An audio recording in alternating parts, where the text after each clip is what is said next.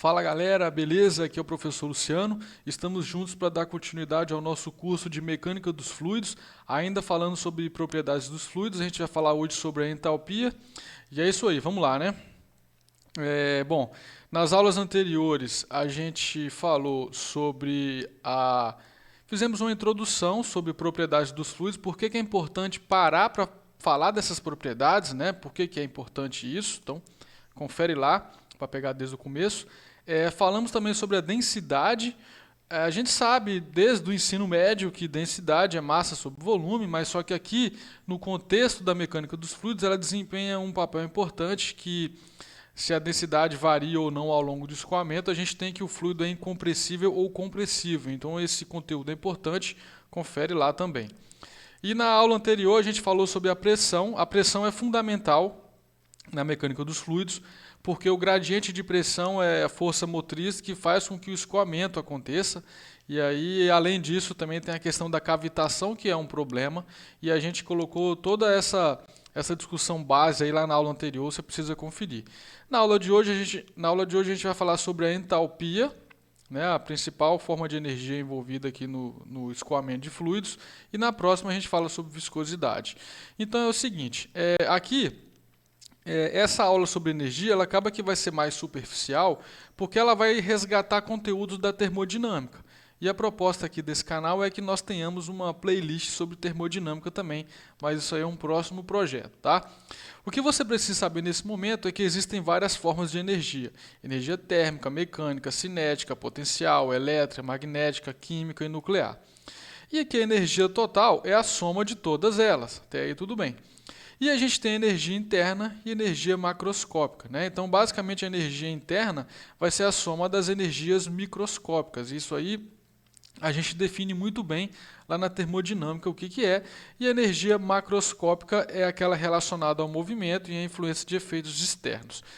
E aí é o seguinte, basicamente, né, quando a gente desconsidera efeitos magnéticos, efeitos elétricos, efeitos de tensão superficial, para a gente calcular a energia total de um sistema, basicamente é somar a energia interna com a energia cinética e a potencial.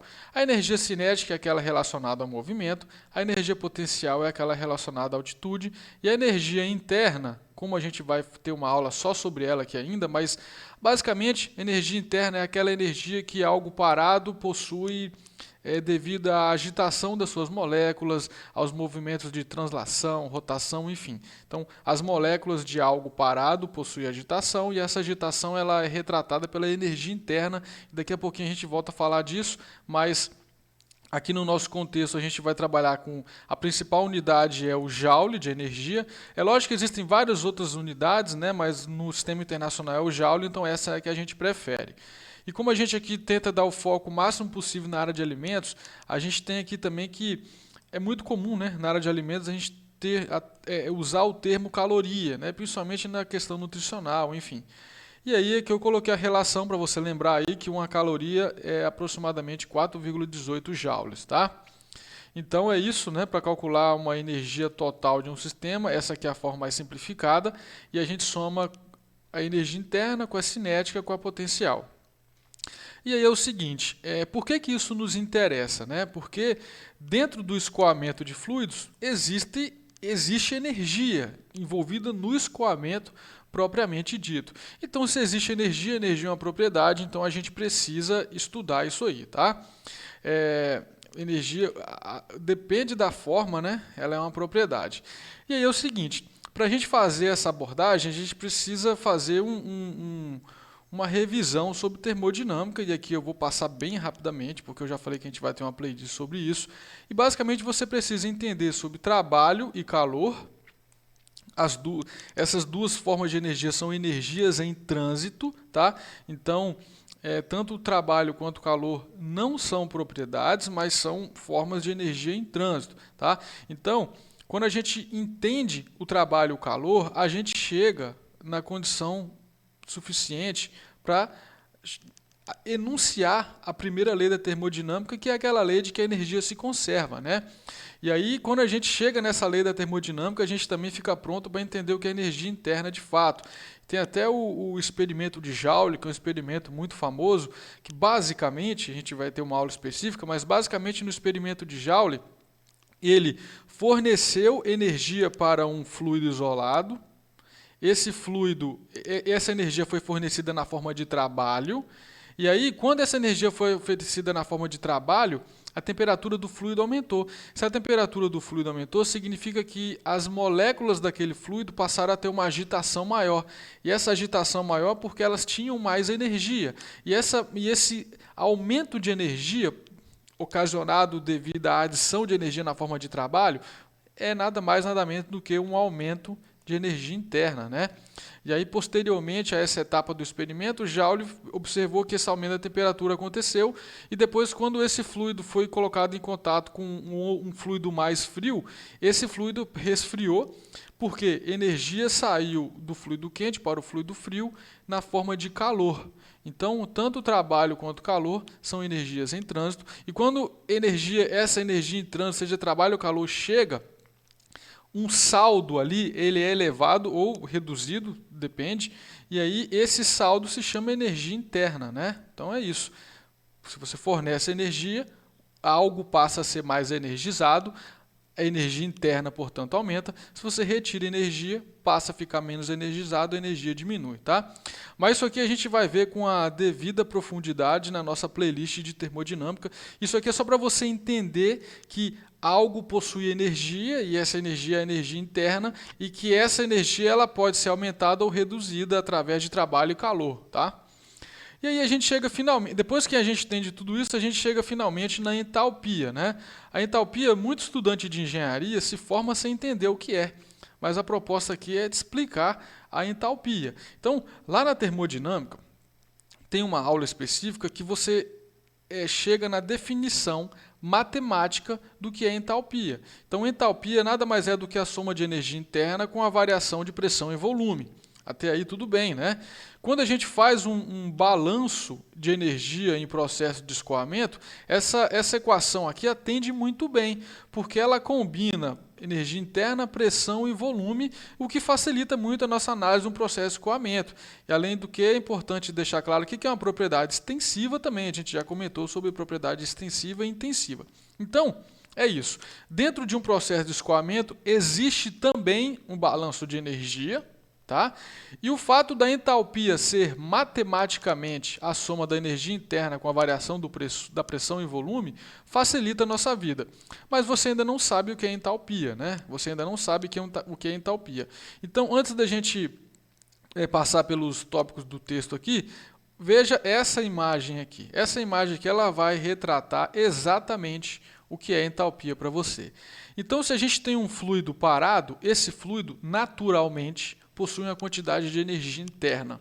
Essa energia interna ela é o retrato, ela é o saldo da energia da microenergia ali, a agitação das moléculas, rotação, enfim, toda aquela energia das moléculas ali resulta na energia interna. Então, esse fluido parado, ele possui uma energia interna. Mais uma vez, se você fornece energia, seja na forma de trabalho ou calor, a energia interna desse fluido parado aqui vai aumentar. Se você retira a energia interna desse fluido parado vai diminuir. É o conceito de energia interna. Agora, quando o fluido ele está escoando, ele também possui energia interna. Só que agora a gente tem um plus, né? A gente tem algo a mais. Esse algo a mais significa energia do escoamento ou energia ou trabalho de escoamento, que nada mais é do que a energia necessária para mover o fluido e manter esse fluido em movimento. Então, ele naturalmente possui energia interna, mas agora ele está escoando. E esse escoamento ele requer energia. E essa energia que faz o fluido escoar, ela pode ser retratada com pressão vezes volume, tá? Então, durante o escoamento de um fluido, nós temos, abre aspas, né, duas energias microscópicas. Aquela naturalmente presente, que é a energia interna, e aquela energia do escoamento. Então, a partir de hoje, você entendeu o que é entalpia. Tem um fluido parado, ele possui energia. Essa energia é energia interna. Tem um fluido escoando, aquele fluido possui aquela energia interna, naturalmente, e também possui uma energia a mais, que é a energia do escoamento, que é pressão vezes volume. Quando eu somo essa energia interna que ele tem naturalmente, mais essa energia que é a energia do escoamento, a gente chega na entalpia. Então, entalpia nada mais é do que aquela energia envolvida em processos de escoamento. Pronto. Então, tem algo em movimento, entalpia. Fluido parado, energia interna, não vai ter entalpia. Beleza? Então, essa é a questão. E aí é o seguinte, se a forma de calcular a energia total é a soma da energia interna com a energia cinética e a potencial, agora a gente teria aqui, ó, mais aquela energia referente ao escoamento, que é pressão vezes volume, né? E aí essa pressão vezes volume mais a energia interna, elas vão dar origem à entalpia, tá? Quando a gente soma essas duas, a gente vai dar origem à entalpia. Então, é isso, né? Para você calcular a energia total de um fluido em escoamento, basta você somar a energia cinética, a energia potencial e a entalpia. Só que vocês vão ver ao longo do curso que muitas das vezes a energia cinética e a energia potencial são pequenas o suficiente para a gente considerá-las desprezíveis. Então, vai ter casos que a entalpia representa 99,5% da energia do escoamento. Então, muitas das vezes a gente despreza isso aqui e considera que a energia total do escoamento vai ser igual à entalpia, tá?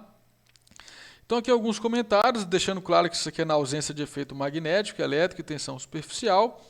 Isso aqui é o que eu acabei de comentar, né? Que o fluido entrando ou saindo de um volume de controle, ou seja, um fluido escoando, ele vai ter uma forma de energia adicional, que é pressão sobre densidade ou pressão vezes volume. E esse volume aqui ele vai estar por unidade de massa. Tudo isso aqui está por unidade de massa, por isso que eu coloquei tudo minúsculo, tá?